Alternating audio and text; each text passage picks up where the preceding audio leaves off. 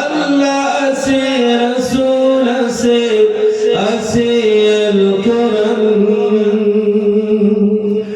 আমি যেন হতে পারি পূর্ণ মুসলমান, আমি যেন হতে পারি পূর্ণ মুসলমান। আমার আল্লাহ আছে, রাসূল আছে, আছে আল কোরআন।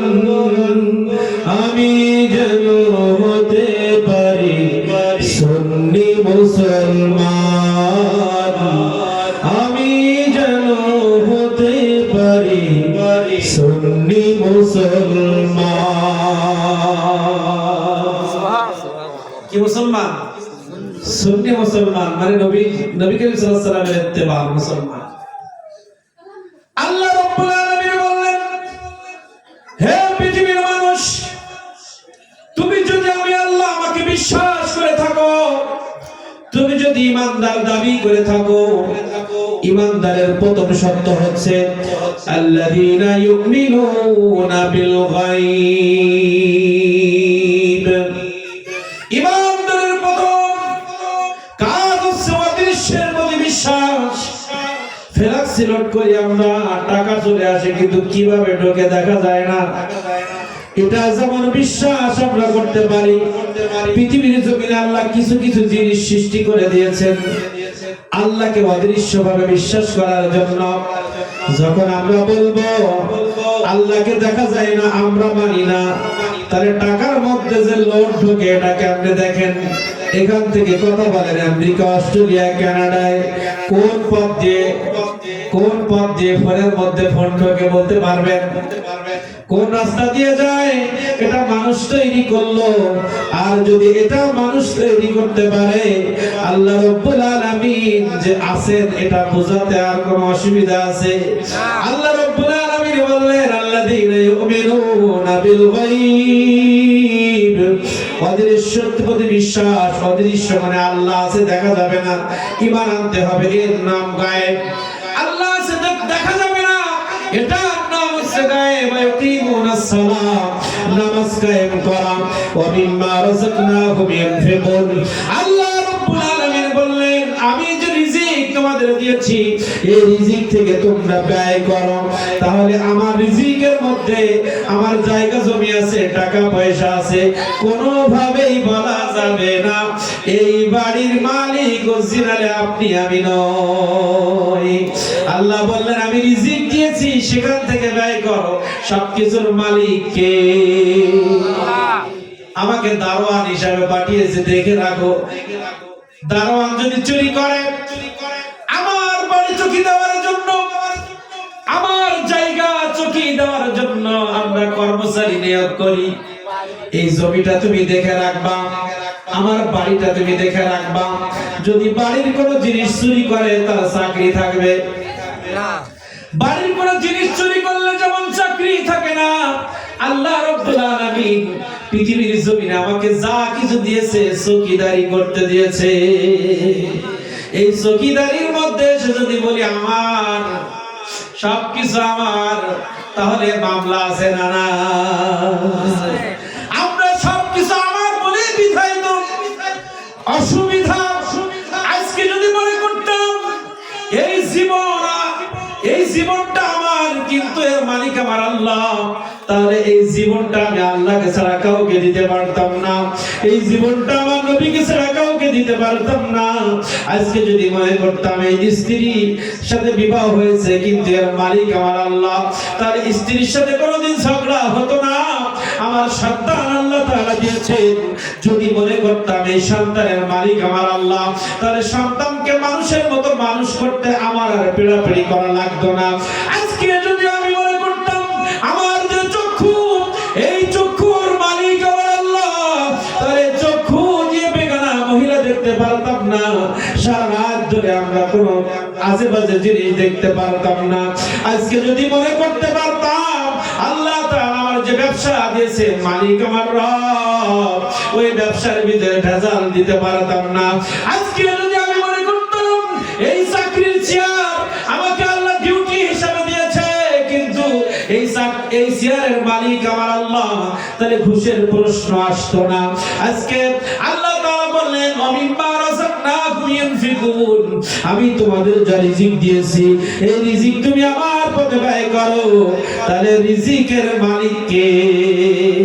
হচ্ছে আল্লাহর প্রতি বিশ্বাস, নামাজ কায়েম আর আল্লাহর রাস্তায় ব্যয়। বুঝে আসছে? নামাজ আছে আমাদের মধ্যে? কি আছে?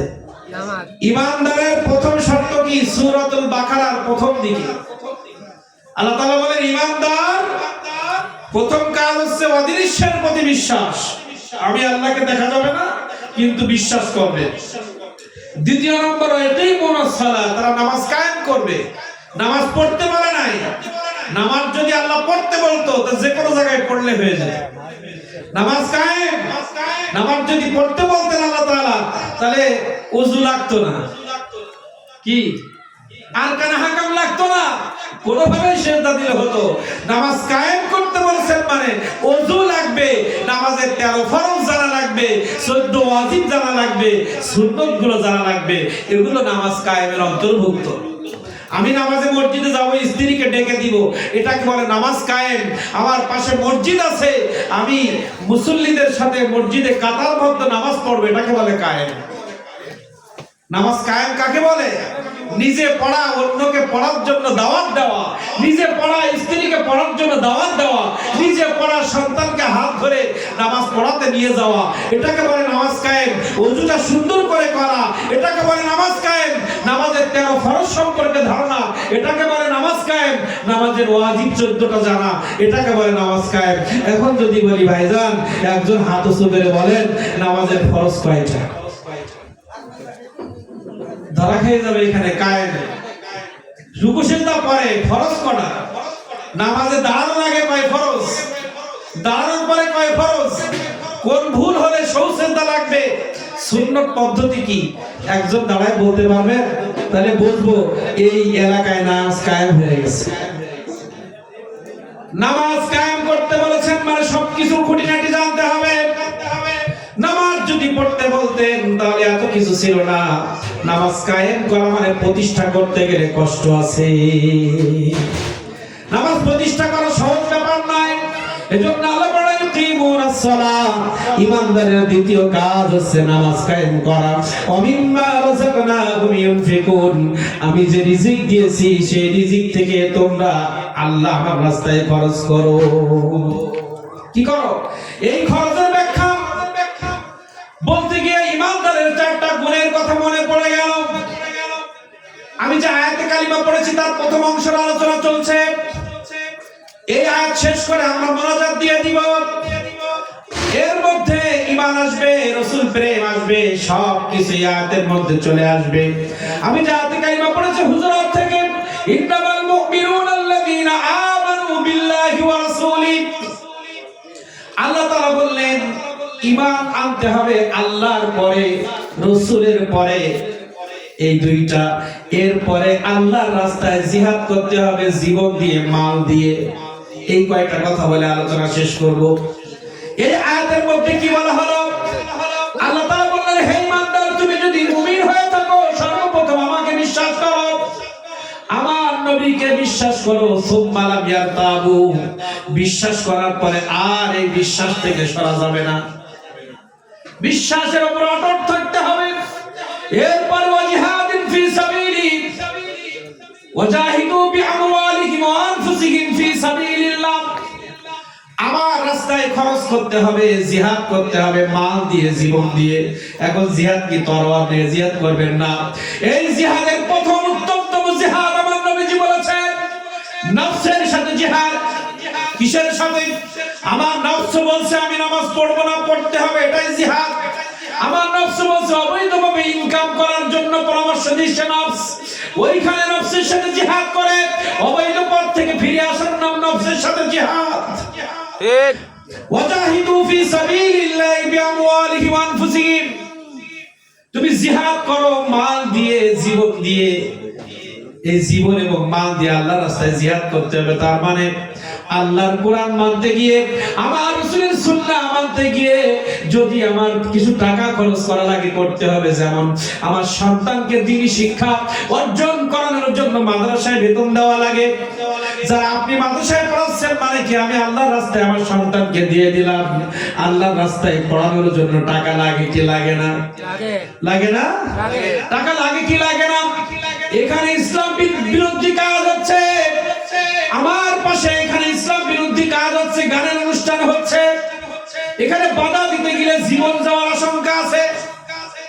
জিহাদ করো, আল্লাহর কোরআনের বিরুদ্ধে যারা কাজ করছে তাদের সাথে জিহাদ করো। এখন বাধা দিতে গেলে জীবন যাওয়ার আশঙ্কা আছে, এই ভয়ে বাড়ি বসে থাকা যাবে না। জিহাদ করার জন্য মারও লাগতে পারে। ওই গান বন্ধ করার জন্য 10 জনকে নাস্তা খাওয়িয়ে সঙ্গে করে নিয়ে যান, চলো গানের অনুষ্ঠানটা বন্ধ করে দিয়ে আসি। অর্থ লাগে কি লাগে না? প্রত্যেকটা কাজে অর্থ লাগে। এজন্য আল্লাহ তাআলা বলেন জান দিয়ে মাল দিয়ে আমার পথে জিহাদ করে। এটা তো পরে প্রথম যেটা করছিলাম এখানে আসি। প্রথম বলেন ঈমান। আল্লাহ তাআলা বললেন হে পৃথিবীর মুমিন, তোমরা যদি ঈমান আনো তাহলে আমার পরে প্রথম, তারপরে নবী, তারপরে জিহাদ, মাল এবং জীবন দিয়ে। এখন ঈমান কি? ঈমান বুঝতে হবে আগে, তারপরে আমরা সামনের দিকে আগাবো। ঈমানের প্রথম কথা বলেছি সূরাতুল বাকারা থেকে, অদৃশ্যের প্রতি বিশ্বাস, নামাজ কায়েম, আল্লাহ যেটা দিয়েছেন তার থেকে ব্যয় করা। এখন ব্যয় করার উপরে আরেকটা আয়াত বলবো। এখানে ঈমানদারের 4টা গুণ বলেছেন। এই 4টা গুণ যদি কোনো ঈমানদার দাবি করার পরে অর্জন করতে পারে, সে জান্নাত অর্জন করে ফেলেছে। কি? আল্লাযীনা, খুব খেয়াল করে শুনবেন মা বোনরা, সবার জন্য উপকার হবে। এই 4টা গুণ যদি কোনো আল্লাহকে বিশ্বাস করার পরে, নবীকে বিশ্বাস করার পরে, এই 4টা গুণ